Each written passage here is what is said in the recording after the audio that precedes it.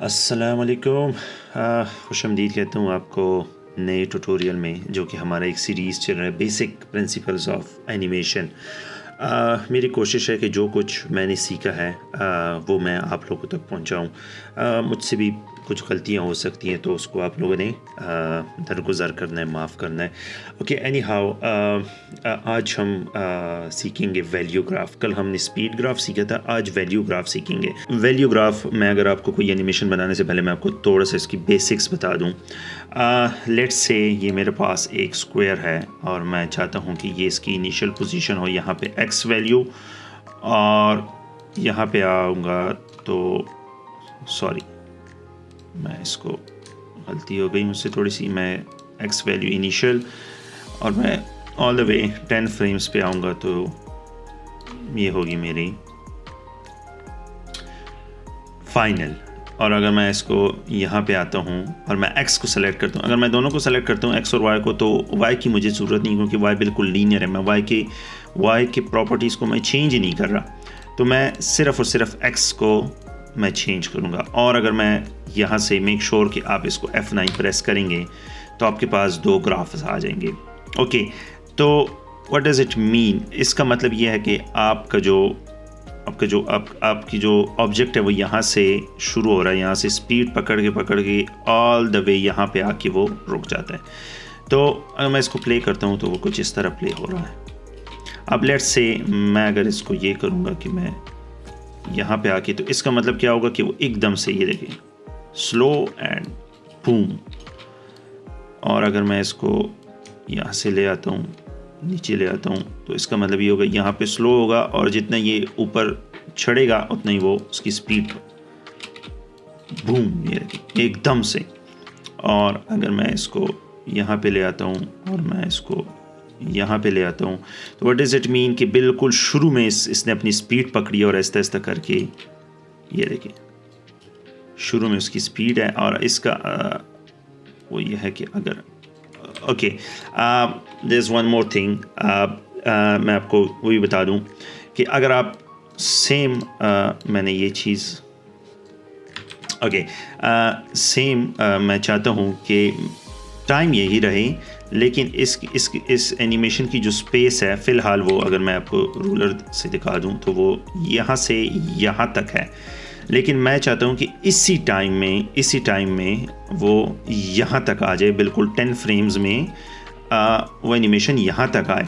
तो वो भी आप स्पीड वैल्यू ग्राफ से आप इसको चेंज कर सकते हैं। उसका तरीका क्या है कि आप लास्ट जो आपका की फ्रेम आप उसको पकड़ें, मेक श्योर आपने शिफ्ट प्रेस किया हो, तो वो जितना आप उसको ऊपर लेके जाएंगे तो वो उतनी उसकी स्पीड बढ़ेगी। ओके, अब यहाँ पे एक चीज़ है कि अब इसकी वैल्यू अगर आ गई है 1828, अब अगर मैं इससे आगे जाता हूँ तो ये गायब हो रही है। इसकी वजह क्या है, गायब क्यों हो रही है? अच्छा, ये जो आपके पास बेसिकली ये जो वैल्यूज़ है ना 1926, ये जो वैल्यू है ये आपके पास आपकी कंपोजिशन की वैल्यू है।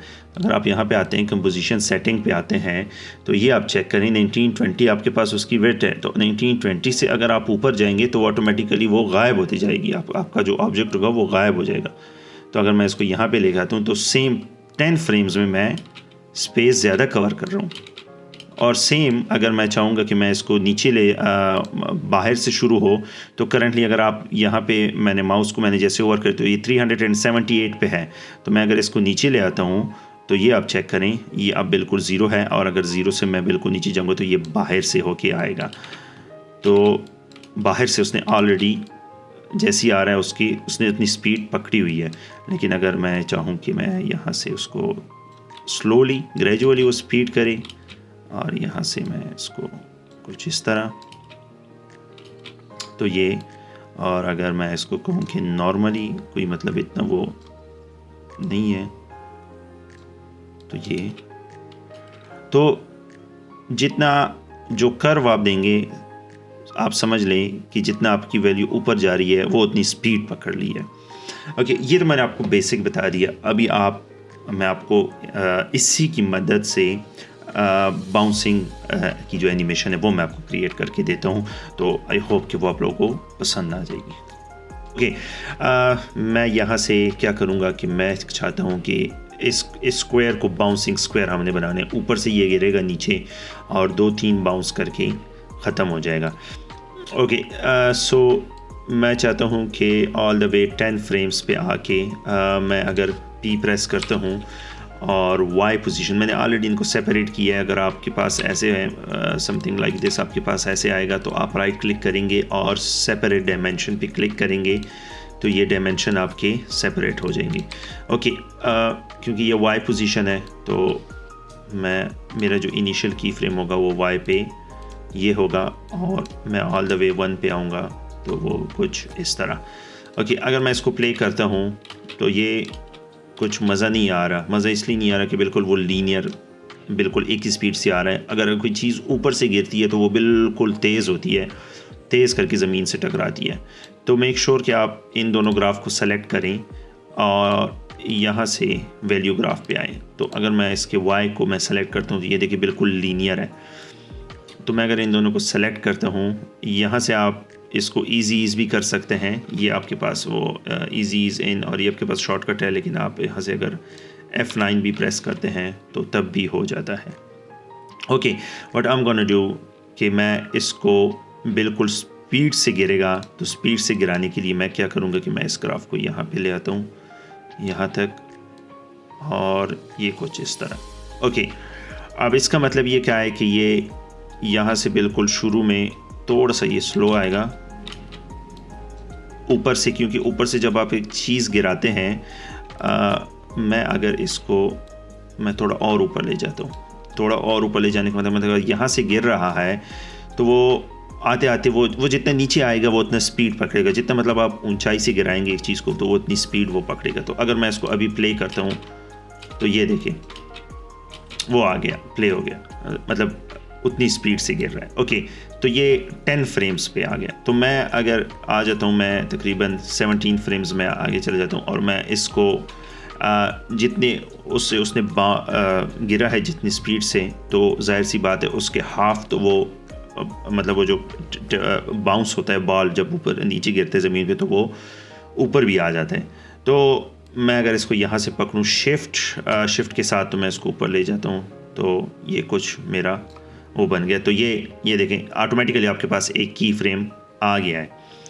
अब अगर मैं इसको प्ले करता हूँ, ये आ तो गया है लेकिन ये यहाँ पे भी स्पीड से थोड़ा स्पीड से वो ऊपर जाएगा, ऐसे नहीं होगा। तो मैं अगर इसको मैं थोड़ा सा इस तरह करता हूँ और ऊपर जाते जाते वो थोड़ा सा स्लो हो जाएगा। तो अगर मैं इसको प्ले करता हूँ कुछ इस तरह और कुछ इस तरह। ओके, क्योंकि जितनी स्पीड से वो गिरा है उसी स्पीड से वो ऊपर जाएगा। तो ग्राफ कुछ मेरा यूँ रहा और मैं इसको मैं थोड़ा सा अगर मैं नीचे करीब ले आता हूँ 15 फ्रेम्स पे मैं ले आता हूँ। तो अगर मैं इसको प्ले करता हूँ तो ये कुछ इस तरह आ गया। अब इसका देखिए वैल्यूज़ को मैं चेंज कर रहा हूँ। अगर मैं यहाँ पे आता हूँ, यहाँ पे आप इसके साथ कुछ भी नहीं कर सकते, आप जस्ट वैल्यूज़ पुट करते जाएंगे और ना इसकी स्पीड को आप हाई कर सकते हैं ना उसकी स्पीड को आप लो कर सकते हैं। लेकिन यहाँ पे आपके पास इन स्पीड ग्राफ की वजह से आपके पास ये फ़ायदा हो जाता है कि आप इसके वैल्यूज़ को चेंज कर सकते हैं कि कितनी स्पीड से वो गिरेगा और कितनी स्पीड से वो ऊपर जाएगा। और मैं अगर इसको मैं थोड़ा सा अब मैं आगे जाता हूँ और मैं इसको नीचे गिरा लेता हूँ तो कुछ इस तरह। और नीचे गिरने के लिए ये सेम वही चीज़ कि नीचे वो बिल्कुल स्पीड से गिरेगा। तो मैं अगर इसको प्ले करता हूँ तो ये देखिए। ओके, अगेन एक छोटा सा और बाउंस खाएगा ये, और बाउंस खाने के लिए ये थोड़ा सा मैं अगर इसको कुछ इस तरह इसको प्ले करता हूँ तो यही सेम चीज़ मैं दोबारा दोहराऊंगा कुछ इस तरह, और 1-2 फ्रेम्स ऊपर और 1-2 फ्रेम्स नीचे। ओके, यहाँ तक आ गया। तो यहाँ से थोड़ा सा मैं इसको और सेम वही चीज़ एंड अब अगर मैं इसको प्ले करता हूँ, ये देखिए,